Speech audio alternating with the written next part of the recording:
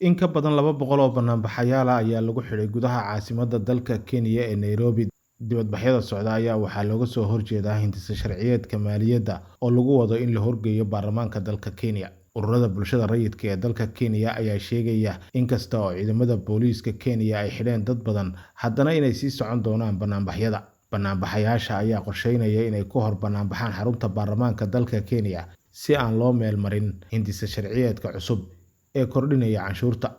Taliyaha booliiska ee magaalada Nairobi ayaa sheegay inaysan jirin koox loo fasaxay inay mudaharaad ay ka sameeyaan caasimadda dalka Kenya.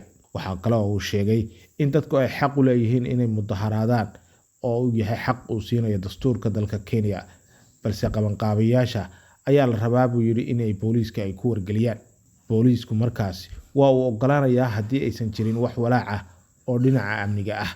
Mid ka mid ah qareennada dalkaasi Kenya ayaa waxa uu yidhi banaanbaxayaashu waxa ay u dagaalamayaan xuquuqdooda, waana in booliisku aysan xidhin ama aysan garaacin. Qaar ka mid ah hindisayaashii waaweynaa ee canshuuraha ayaa la laalay kadib markii ay kulan yeesheen xildhibaanada xisbiga talada haya iyo madaxweynaha dalkaasi Kenya William Ruto. Gudoomiyaha guddiga maaliyadda ee dalkaasi Kenya ayaa sheegtay in la laalay soo jeediyay in 16% canshuur lagu soo rogo rootiga. Canshuuraha kale ee la keenay dooda ayaa wax ka bedel lagu sameeyay, waxaana ka mid ah soo jeediyay in 2.5% lagu kordhiyo canshuurta baabuurta sanadkii caymiska la geliyo. Canshuurta alaabaha la soo dejiyo ee wax u dhimaya dhinaca deegaanka ayaa sidoo kale la soo jeediyay in wax laga bedelo si loo dhiirigeliyo wax soo saarka gudaha. Hogaamiyaha mucaaradka dalka Kenya Raila Odinga ayaa ku booriyay mudanayaasha baarlamaanka dalkaasi Kenya in hindisa sharciyeedkan ay meel mariyaan iyaga oo ka saaraya qodobada culayska ku noqon kara dadka saboolka ah.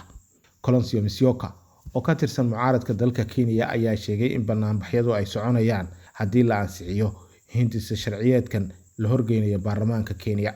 Xildhibaanada dalka Kenya ayaa lagu wadaa in maalinta Arbacada ay ka doodaan hindisa sharciyeedkan, iyadoo maalinta Isniintana cod loo qaadi doono.